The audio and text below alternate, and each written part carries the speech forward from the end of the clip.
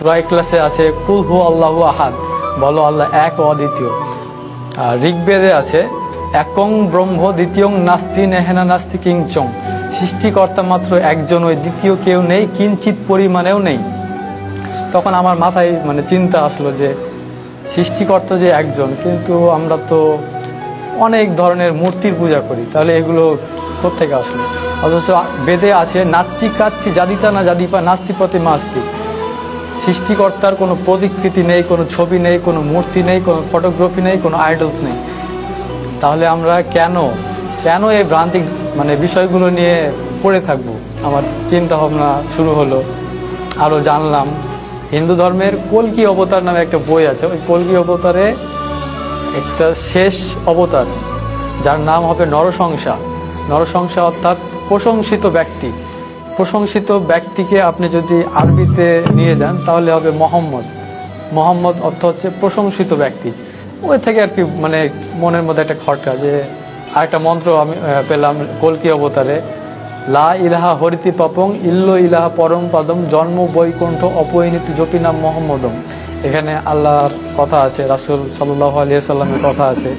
তখন আর কি আমি পুরোপুরি শিওর হয়ে গেলাম। তারপর আরো মন্ত্র আছে, হতার মিন্দ্র মহাসুরেন্দ্র অল্লং জ্যেষ্ঠং শ্রেষ্ঠং পরমং ব্রহ্মং অল্ল রাসূল মোহাম্মদং অল্ল লাল লিখিতং।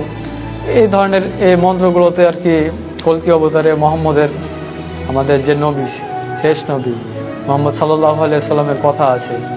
এগুলা ধীরে ধীরে আমি বুঝতে পারলাম শুধু যে ইসলাম ধর্ম সত্য এই কথাটা যাচাই করিনি, যে খ্রিস্টান ধর্ম কেন সত্য নয়, বৌদ্ধ ধর্ম কেন সত্য নয়।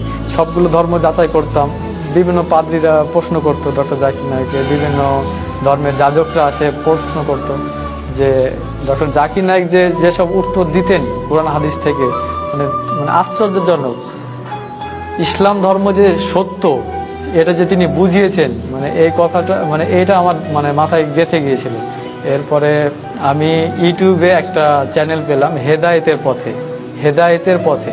এখানে গিয়ে এক আমার দিনী ভাই আব্দুর রহমান ভাইয়ের ওনার সাক্ষাৎকারটা আমি দেখলাম।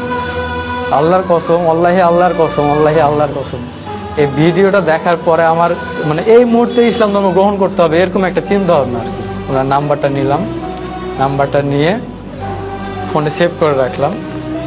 তো তার পরের দিন আমি মাঠের মধ্যে গিয়ে ভাইকে ফোন দিলাম। বাড়িতে থাকলে হয়তো কেউ জানবে বা আমার কথা শুনে হয়তো কেউ আমাকে বিভ্রান্ত করার চেষ্টা করবে।